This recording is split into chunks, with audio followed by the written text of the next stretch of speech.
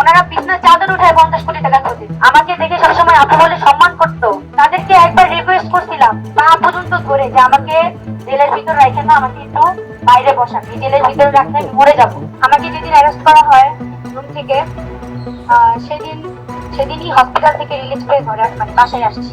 আমি টানা 4 দিন হসপিটালে ছিলাম। আমাকে অনেকে দেখতেও গেছিল, আমি অনেক অসুস্থ ছিলাম।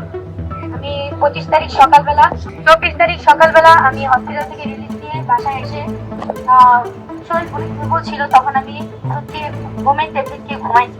হঠাৎ করে রাত্রেবেলা উঠে দেখতেছি কি আমার আম্মু কান্নাকাটি করতেছে, রুম ভর্তি পুলিশ আর তা আমি যখন ওনাদেরকে জিজ্ঞেস করলাম আপনারা কেন আসছেন, ওনারা বললো আপনার বিরুদ্ধে সার্চ ওয়ারেন্ট।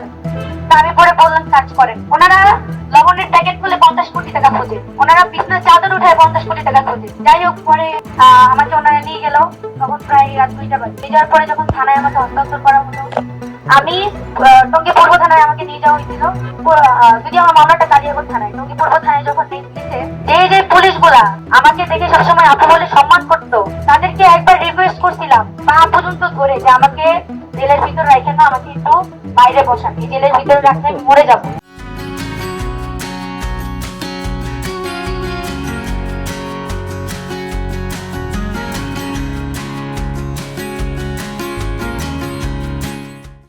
জেলের অবস্থা এত খারাপ ছিল, ওনারা আমাকে যে ব্যবহারটা করছে আমার সাথে।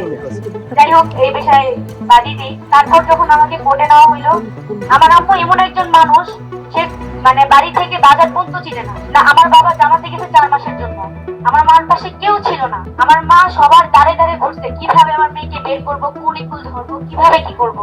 3 দিন পর দেবদূতের মতো অপু ভাই আসছে, গাজীপুরের আহ্বায়ক, অনেকেই আসছে, অপু ভাই, রাশেদ ভাই, দুজু ভাই, মহিন ভাই, মসিন ভাই। তাদেরকে আন্তরিকভাবে ধন্যবাদ, তারা আমাকে অনেক হেল্প করছে। কিন্তু আমি 11 দিন জেলে থাকায় যে পরিমাণ নির্যাতিত হয়েছি, আমার রিমান্ড 2বার হয়েছিল। প্রথম যখন আমি বৃহস্পতিবার মহিলা গাজীপুর জেলা কারাগারে যাই, রবিবার আমার জামিন দেওয়া হয় ম্যাজিস্ট্রেট কোর্টে। তখন ওইখান থেকে জামিন নামঞ্জুর করে রিমান্ড দেওয়া হয় আমাকে। ওই রিমান্ড শেষে যখন আমি এই কালকে পরশুদিন যখন কোর্টে যাই, তখন আমার মামলার যে আয়ু এসআই ফারুক, উনি আবার রিমান্ড চায় আমার। উনি এভাবে রিমান্ড চাওয়ার জন্য আমি ভাবছি এবার রিমান্ড হবে না, এবার আমার জামিনটা হয়ে যাবে, কারণ 12 তারিখে আমার এক্সাম। কিন্তু উনি রিমান্ড চাওয়ার পরে আমার উকিলটা বেশ কিছু প্রমাণ দেখায়, আমি আমার পক্ষে আমার যথেষ্ট নির্দেশ হওয়ার প্রমাণ আছে। ম্যাজিস্ট্রেট যখন আয়োকে জিজ্ঞেস করে এজাহার নামা ছাড়া 1 নম্বর বিবাদীর পক্ষে আর বিপক্ষে কোনো প্রমাণ আছে, উনি আমার আয়ু বলে যে না, কোনো প্রমাণ নাই। আমার পক্ষে সমস্ত প্রমাণ যখন আমার উকিলরা ম্যাজিস্ট্রেট কাছে দেয়, ম্যাজিস্ট্রেট তাও আমার 2 দিনের রিমান্ড মঞ্জুর করে।